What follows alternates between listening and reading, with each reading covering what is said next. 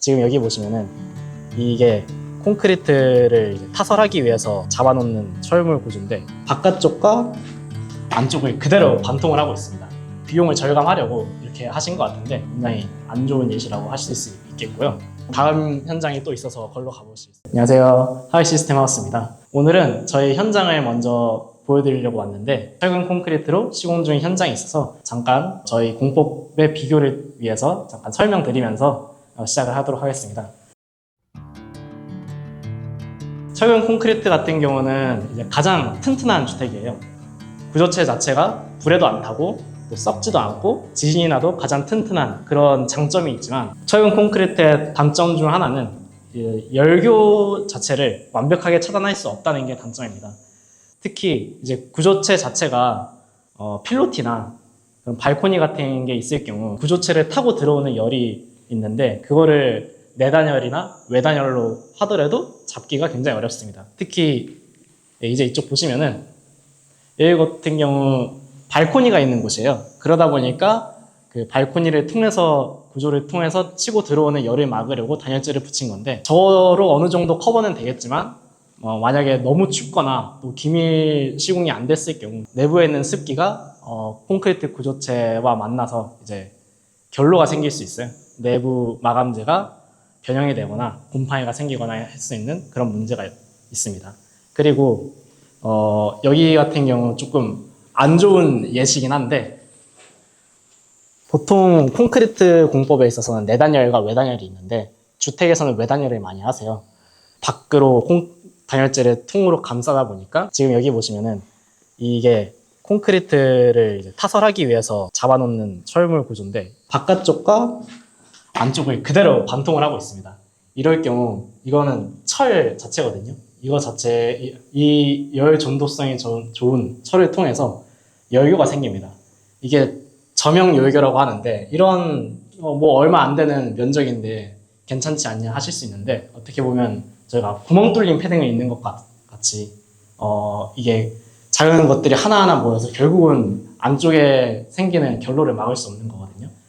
이게 문제가 되는 거는 안에서 지내시다가 벽지에 특히 모퉁이 같은데 결로가 생겨서 곰팡이가 많이들 생길 거예요. 근데 곰팡이가 생기면은 벽지를 뜯어서 고칠 수는 있지만 그 속고보드 안쪽에까지 있는 그런 원천적인 결로를 해결할 수는 없고 또 두고두고 그게 하자를 유발하는 요인이 됩니다. 그래서 여기 같은 경우는 조금 아마 돈을 이제 비용을 절감하려고 이렇게 하신 것 같은데 굉장히 안 좋은 예시라고 하실 수 있겠고요. 다음 현장이 또 있어서 걸로 가보시겠습니다. 네, 이제 다음 현장에 왔는데요. 여기도 철근 콘크리트로 시공을 했는데 철근 콘크리트 자체가 나쁜 게 아닙니다. 오랫동안 인증된 공법이고 하지만 우리나라에서는 특히 겨울엔 너무 춥고 또 여름엔 너무 더운 그런 극심한 환경이다 보니까 그런 환경에서 조금 단열이 취약한 그런 점들이 있습니다. 그래서 여기 보시면은 여기도 외단열이에요. 단열재를 붙인 상태에서 아까 말씀드렸던 이제 열교가 조금 차단시키는 그런 외단열 공법인데 여기 같은 경우는 이걸 통해서 열은 조금 잡을 수 있어요. 하지만 이걸 사용했을 때 결국 마감재가 좀 제한적이 될 수가 있습니다. 특히 여기에 이제 철물을 통해서 고정을 하면은 열교가 생기는데 이 상태에서는 철물이 고정할 수도 없고 그러다 보니까 이제 여기 보시는 것처럼 도장을 하거나 벽돌을 쌓는 그런 방법밖에 없는데 특히 도장을 하셨을 때는 이게 처음에는 괜찮아요. 처음에는 이제 깔끔하고 괜찮은데 단열재 자체가 유기질이다 보니까 이게 수축 팽창이 있습니다. 그게 오랜 시간 몇 년 동안 있다 보면은 판 전체적으로 수축이 일어나면서 스티로폼 모양 그대로 벽이 변형이 되는 그런 사례들이 굉장히 많습니다. 외단열은 열교 없이 가능하지만 마감재에 있어서 제한적으로 사용할 수밖에 없는 그런 단점들이 존재합니다. 콘크리트로 하고 있는 현장을 보면서 이제 콘크리트 공법의 한계가 열교라는 게 이제 아셨는데요. 그 열교를 차단하려고 해도 결국은 마감재의 자유도에 있어서 좀 한계가 있다. 그런 점들이 있었는데 그래서 저희가 이제 좀 외단열도 아니고 내단열도 아닌 통으로 건물 자체를 단열하는 그런 공법을 개발을 했습니다. 그래서 이 안에는 내부와 외부가 이제 각파이프로 짜여져 있어요. 굉장히 튼튼한 각파이프로 짜여져 있고 그 각파이프끼리 저희가 개발한 열교 차단 구조재라는 특수 구조재가 트러스 형식으로 내부를 구성하고 있습니다. 그러다 보니까 이 안쪽 바깥쪽이 굉장히 견고하면서도 단열은 두껍고 또 열교가 생기지 않는 그런 특수 패널이에요. 그래서 외부에 마감재의 자유도를 어떠한 뭐 돌이나 타일이나 하중이 있는 마감재를 해도 견딜 수 있으면서 내부와 외부가 다 무기질 불연재입니다. 불에 타지도 않고 썩지도 않는 무기질로만 구성되어 있기 때문에 열교 차단 구조대가 튼튼하게 외부와 내부를 결합하고 있기 때문에 저희는 단열재를 일반적인 수준보다 더 그 이상으로 채워 넣을 수가 있습니다. 그걸 통해서 저희는 법적 기준 이상으로 일부러 오버해서 단열재를 넣고 있어요. 애초에 처음부터 두꺼운 두꺼운 스펙을 가지고 패널을 개발한 거죠. 그래서 저희 같은 경우 처음에 시작한 게 이제 주택이 목적이 아니라 원래는 아파트의 외단열 공법을 이제 새로 해보는 그런 게 목적이었습니다. 그래서 전체를 다 불연재를 쓰고 있는 거고요. 어떻게 보면 작은 주택을 짓는 데 있어서는 이게 오버 스펙인 패널입니다. 하지만 이대로 지어놓으면은 정말 오랫동안 하자 걱정 없이 쾌적한 패시브 하우스를 쉽게 지을 수 있는 장점이 있는 패널이 되겠습니다. 이제 댓글 보면은 저희 패널 사이에 빈 공간이 있는데 거기 다 결로 생기는 거 아니냐 이제 걱정을 하시는 댓글들이 굉장히 많았습니다. 그래서 저희가 직접 보여드리자면은 일단 저희가 패널을 제작할 때 이 양쪽에 그라스홀이 조금씩 더 튀어나오게 제작을 합니다. 그러다 보니까 이 패널끼리 만났을 때는 그 튀어나온 것들이 겹쳐지면서 빈틈이 없어지고요. 이렇게 이 틈이 있는 거는 안쪽에 각관, 구조용 각파이프입니다. 이제 구조가 있기 때문에 이렇게 틈이 생기는 건데 저희가 현장에서 직접 다 채우고 있습니다.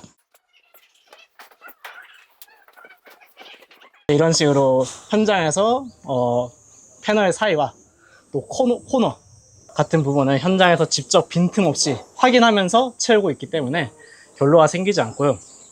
이와 같은 경우는 벽체만 해도 350mm인데 저희가 각관 같은 게 보통 125mm 사용을 합니다. 각관이 있어도 이 안쪽으로 200mm 이상 단열재가 채워질 수 있어요. 법적 기준을 여기만 해도 충족을 하는 기준이기 때문에 아무런 걱정을 하실 필요가 없다 이렇게 생각을 하고요. 또 단열에 있어서 가장 중요한 거는 이제 끊기지 않는 거예요. 특히 벽과 벽이 만나는 모서리나 또 벽과 지붕이 만나는 그런 그 교차점에 있어서 결로가 생기는 가장 큰 원인이 거기에서 단열이 구조물을 통해서 끊기기 때문에 하자가 발생하는 거거든요. 그래서 저희는 그런 코너와 처마랑 벽체가 만나는 곳은 현장에서 최대한 꼼꼼히 단열재를 채우면서 시공을 하고 있기 때문에 어떻게 해서든 통으로 된 끊기지 않는 단열을 실현하려고 노력하고 있습니다. 여기에는 스카이텍이라고 하는 열반사 특수 단열재가 들어가요. 네, 일반적인 열반사 단열재가 아니라 방수 기능이 있으면서 또 내부에 있는 습기는 밖으로 배출할 수 있는 그런 특수 단열재입니다. 이거를 한 번 더 덧대는 이유는 어떻게 해서든 단열재는 이제 전도에 위한 열을 차단하는 것이고 그 외에 복사열을 차단하기 위해서 한 번 더 지붕과 또 벽 바깥쪽에 열반사 단열재를 시공하고 있습니다. 그러면서 밖으로 투습을 시키는 기능성 제품을 사용하고 있는 이유는 결국 벽체 안에서 생길 수 있는 하자를 원천적으로 차단하고자 저희는 그렇게 하고 있고 사계절 내내 그 내부 통기층을 건조하게 유지하면서 벽체 자체를 이제 뽀송뽀송하게 유지하는 습기에 대한 솔루션이 완벽하게 갖추어진 시공이라고 볼 수 있습니다. 또 궁금하시거나 기술에 관련해서도 궁금한 점이 있으면은 댓글로 편하게 문의 주시고 또 전화로도 전화 상담도 주신다면 감사하겠습니다. 이상으로 하자 없는 집을 짓기 위해 노력 중인 하이시스템 하우스였습니다. 감사합니다.